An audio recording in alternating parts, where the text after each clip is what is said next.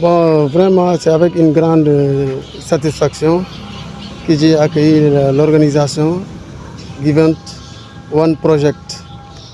Et moi, bon, je suis vraiment ému, comblé de leur venue. Vraiment, la formation aussi, c'est intéressant, ça aide les détenus à la réinsertion sociale.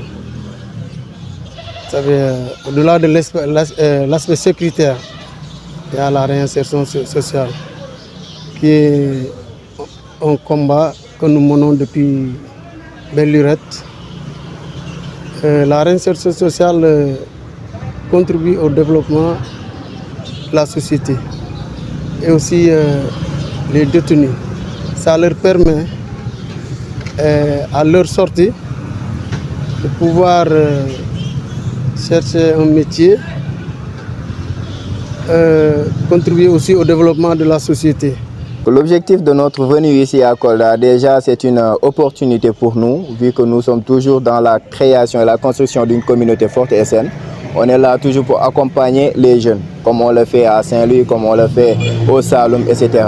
Maintenant, ici, nous sommes là aujourd'hui pour la formation de ces personnes derrière les barreaux, donc je peux dire à la MAC de Kolda, pour les former en développement personnel, mais aussi en saponification. Donc tout ce qui est construction exactement des savons, donc production de savons, pour les permettre déjà d'être autonomes de un, mais aussi d'avoir une bonne réinsertion sociale. Pourquoi le choix de MAC de Kolda? Déjà, je salue aussi mon très cher Demba Sow, qui est mon Thomas, je peux dire, mais qui est en train de faire un travail remarquable dans la localité, parce que tout ce qu'ils veulent, c'est ce qu'il a l'habitude de dire.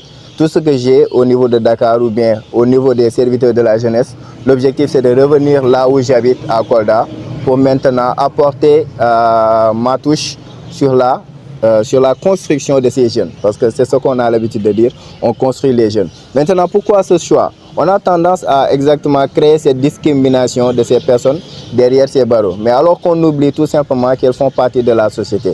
Et ceci, ça ne doit pas exactement être une barrière, ça ne doit pas être vraiment un arrêt de leur vie, mais ça doit être un tremplin de leur vie, histoire de mieux se rappeler leur importance dans la société, mais aussi se rappeler que l'erreur est humaine. On peut commettre des erreurs, mais ce qui est beaucoup plus important, c'est d'apprendre de ces erreurs et pour pouvoir grandir. Maintenant, l'objectif, nous, c'est d'essayer de les réinsérer dans la société, parce que c'est ce que notre leader Tchonia a l'habitude de dire, que ces gens de MAC, ces gens de prison doivent être des laboratoires humains.